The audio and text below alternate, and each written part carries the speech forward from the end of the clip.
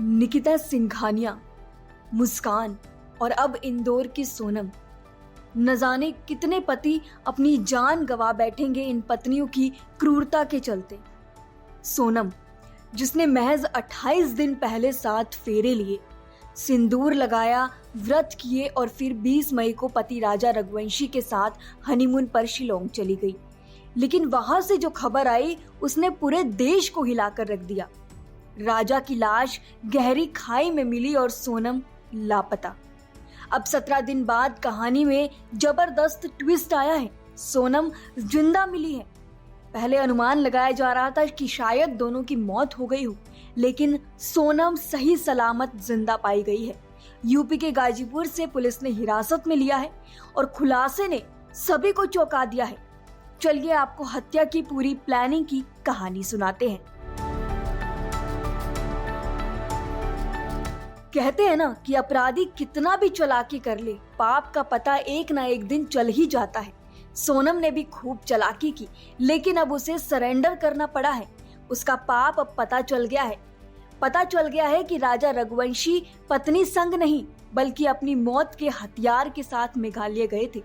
राजा honeymoon मनाने नहीं, दर्दनाक मौत के आगोश में सोने गए थे। तारीख 11 मई 2025, शहर इंदौर। शादी वाला घर, चारों ओर शहनाइयां बज रही थी। दो परिवारों के बीच रिश्ता जुड़ा। दो लोगों ने एक दूसरे के साथ सातों जन्म साथ निभाने की कस्में खाई।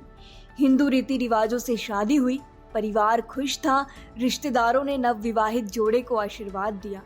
सबको लगा कि अब ये जोड़ा खुशी खुशी रहेगा, लेकिन कहानी तो कुछ और निकली। फिर आई तारीख 20 मई। दोनों हनीमून के लिए शिलोंग रवाना हुए। सोचा होगा धुंध भरी पहाड़ियों में, ठंडी वादियों में मैगी का मजा लेते हुए दोनों कपल एंजॉय करेंगे। फिर आती है 22 मई की तारीख। कपल नोंगरियाट गांव के शिप्रा होमस्टे में रुकते हैं।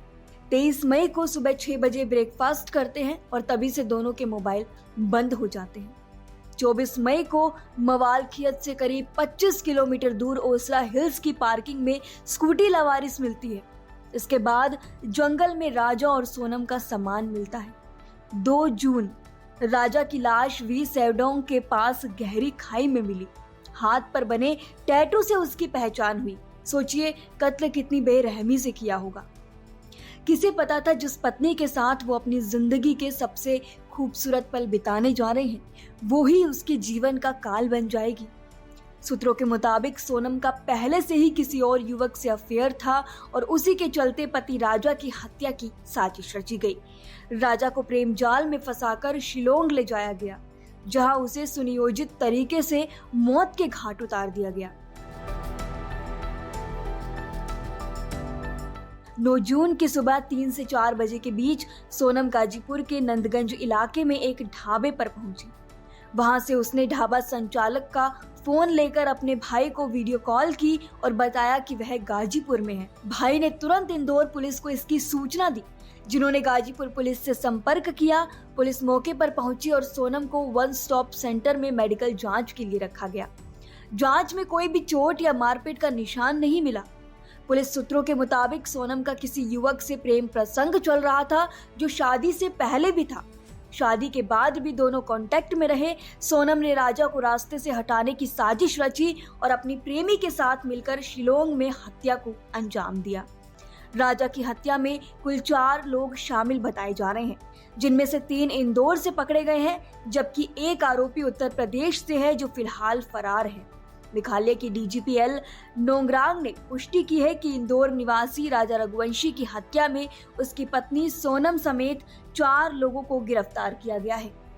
गाजीपुर से हिरासत में ली गई सोनम से फिलहाल पूछताछ जारी है। इसके साथ ही 22 मई को शिलोंग के एक होटल के बाहर का सीसीटीवी फुटेज भी सामने आया है, जिसमें सोनम और राजा स्कूटी पर आते और बैग रखते नजर आ रहे हैं। ये वही स्कूटी है जो बाद में लवारिश मिली।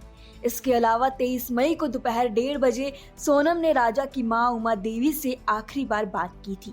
कॉल में सोनम ने कहा था कि मां, ये मुझे जंगलों में घुमा रहे हैं, झरना देखने आए हैं।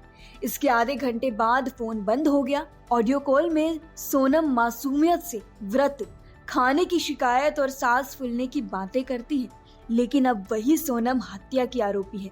हेलो। हेलो। हाँ मैं राजा का फोन चालू नहीं हुआ अभी?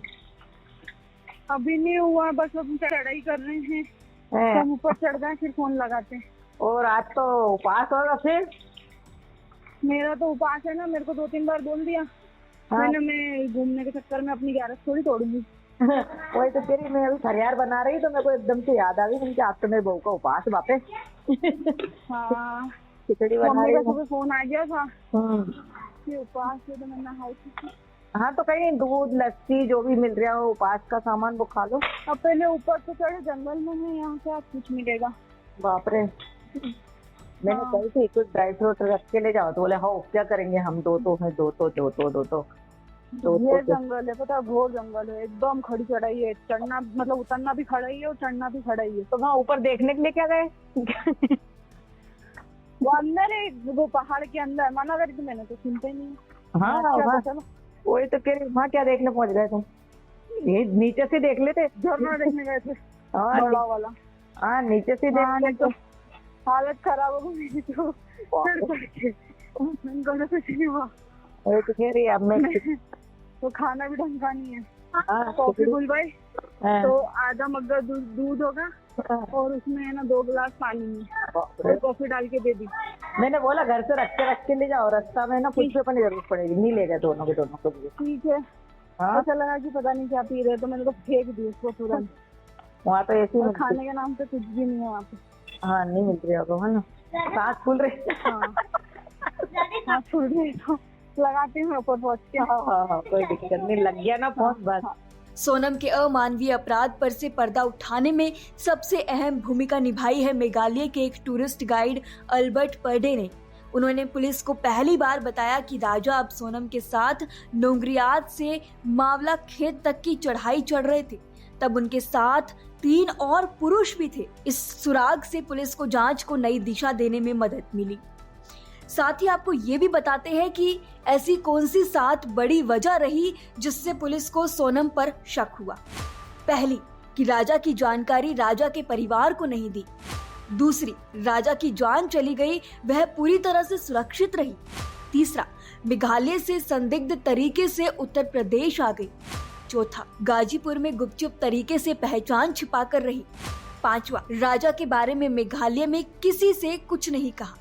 छठा, मीडिया में इतना कुछ चल रहा था, सामने तक नहीं आई। सातवां, एमपी से मेघालय तक सरकारें परेशान थी और वो चुप रही। इसी बीच सोनम की मां संगीता सोनम का ये बयान आया है। उन्होंने एक न्यूज एजेंसी से बात करते हुए कहा कि धन्यवाद जो मिल गई है, ये भी दुख है वो भी दुख है, लेकिन अभी तो राजा के कातिल का भी पता लगाना है। संगीता ने कहा कि क्या सही है और क्या गलत है ये तो जांच में ही पता चलेगा। मैं क्या ही बताऊं, बेटी मिल गई है, लेकिन सच क्या है अब तो आगे की चीजों का हमें ही सामना करना पड़ेगा। फिलहाल इंदौर पुलिस के साथ साथ शिलोंग पुलिस भी गाजीपुर पहुंच रही है। इस पूरे वाकया से, इस पूरे घटनाक्रम से अब हर किसी को इस सवाल के जवाब का इंतजार है कि सोनम ने ऐसा किया तो क्यों किया, आखिर क्यों उसने पति की हत्या ही करवा दी। वो पुलिस को सब कुछ बताएगी और फिर सबको इसका जवाब भी मिलेगा। लेकिन अटकलें यही लग रही है कि जरूर सोनम ने किसी दूसरे से प्यार के चक्कर में ही पति की बेरहमी से हत्या करवाई होगी। वो कहते हैं ना, प्यार और दुश्मनी में कोई कुछ भी कर सकता है। क्या सोनम ने भी इसी प्यार के चलते अपने ही पति की हत्या करवा दी? राजा रघुवंशी से सोनम की दुश्मनी होने की आशंका तो नहीं ही जान पड़ती है, क्योंकि 2 दुश्मन भला शादी क्यों करेंगे। इसके साथ ही इस मामले से ये भी सवाल खड़े होते हैं कि आखिर एक बीवी इतनी क्रूर कैसे हो सकती है, अपने ही पति को मौत के घाट क्यों उतारती है। अगर ऐसा केस होता है, अगर बीवी का किसी से अफेयर भी रहा हो, तो लोगों के जहन में यही सवाल है कि वो पहले क्यों नहीं बताती। इस पूरे मसले पर आप क्या राय रखते हैं, हमें कमेंट सेक्शन में जरूर बताएं।